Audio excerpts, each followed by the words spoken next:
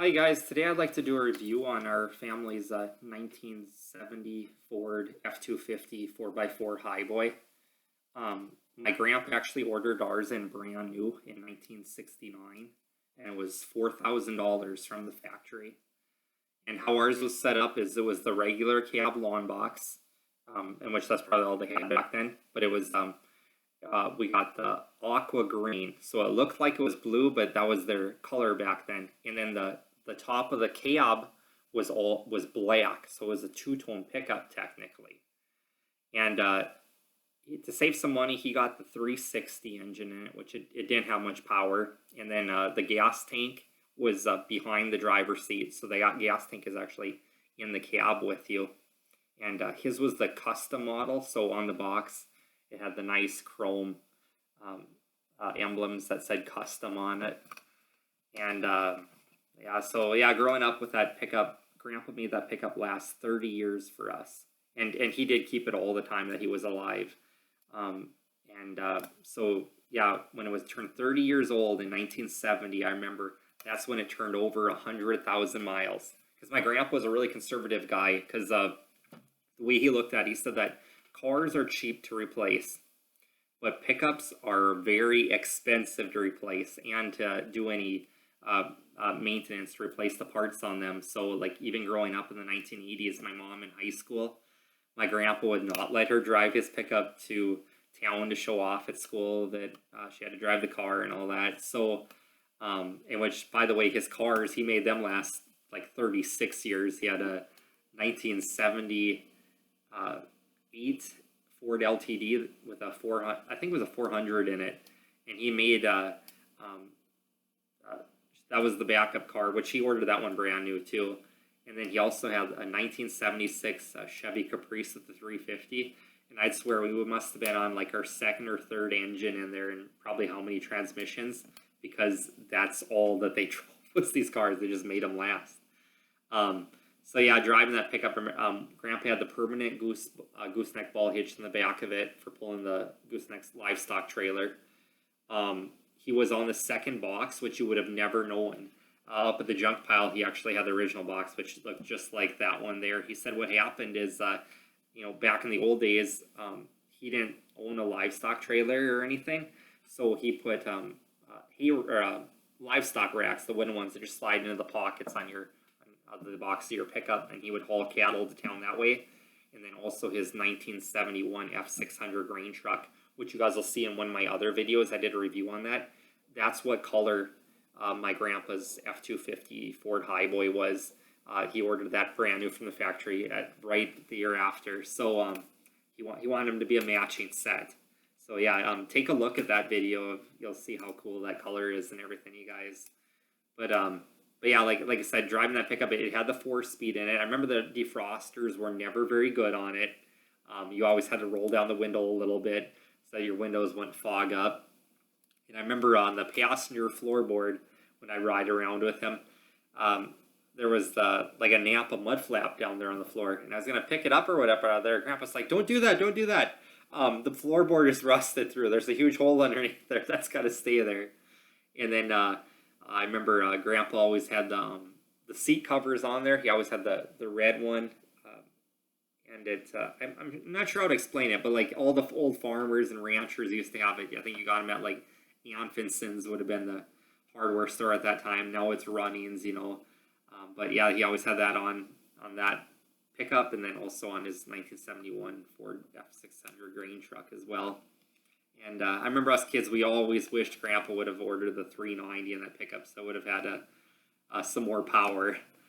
And that's how I learned to drive stick shift with that pickup there. And I remember in high school one time, Grandpa did have me replace the starter on it. And actually, I don't think that starter was that bad to replace when those go out on it. We never drove the pickup over 55 miles an hour, because I remember driving into town, and they don't have power steering, So that big old steering wheel on there, the whole pickup was just shaking like crazy, and the steering wheel was shaking.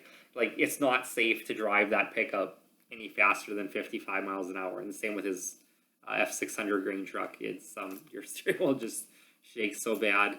It had good brakes. The clutch worked good on it.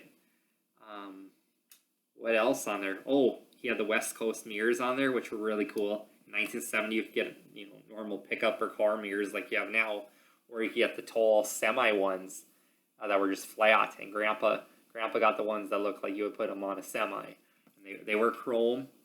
The front bumper was chrome, but the rear bumper was a white steel bumper, is what that was. And then his rims on the pickup were white steel rims on there as well.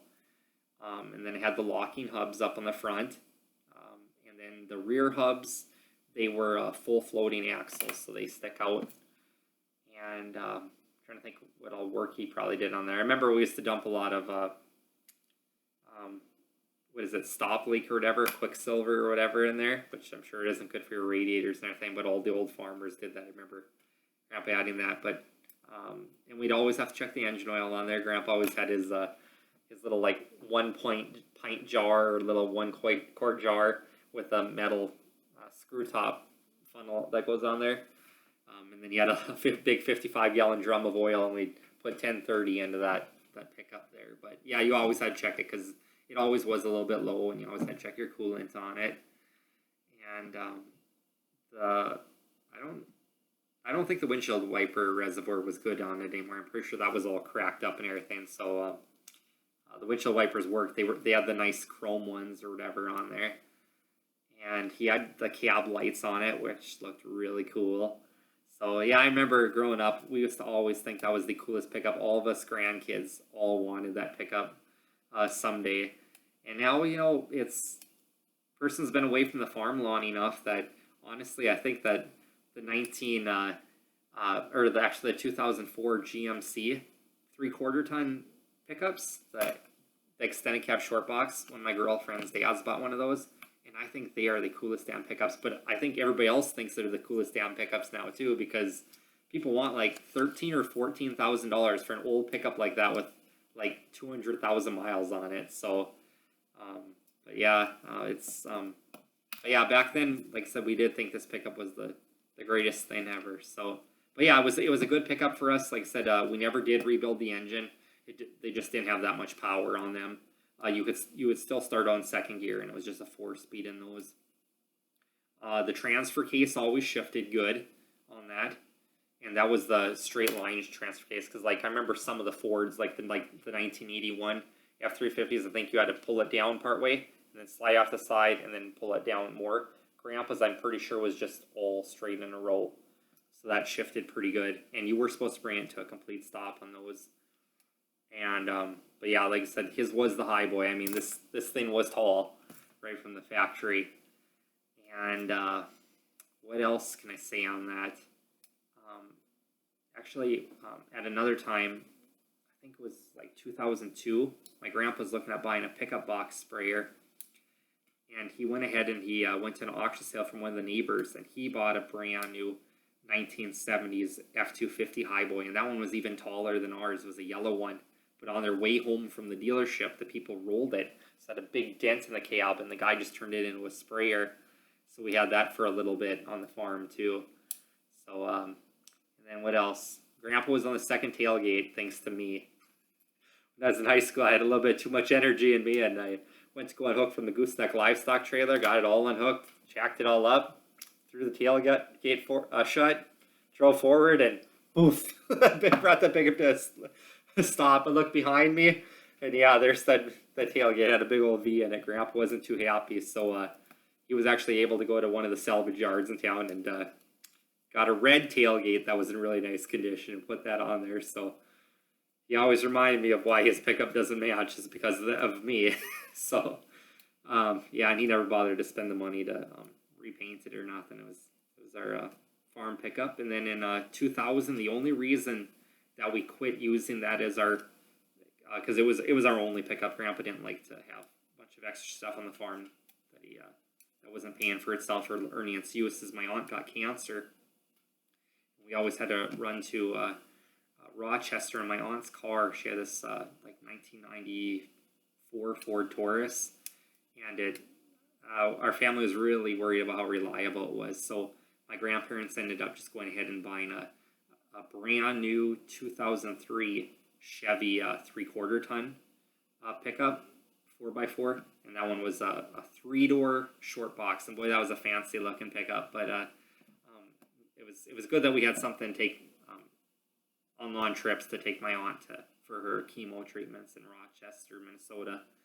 So after that, the pickup didn't get used nearly as much in the farm. Person just started liking to use this that newer one there. So, and trying to think here what else I can tell you about that pickup that might be interesting.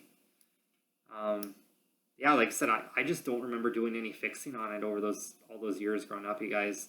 It, other than he had to add a little stop leak, and it wasn't all time. I mean, it was just, I remember just one time that he had to fix it, and then I did have to replace the starter on it, which was probably like $40 and like a lifetime warranty on it. So yeah, it was a good pickup for us. So just make sure you check the engine oil. All right, later.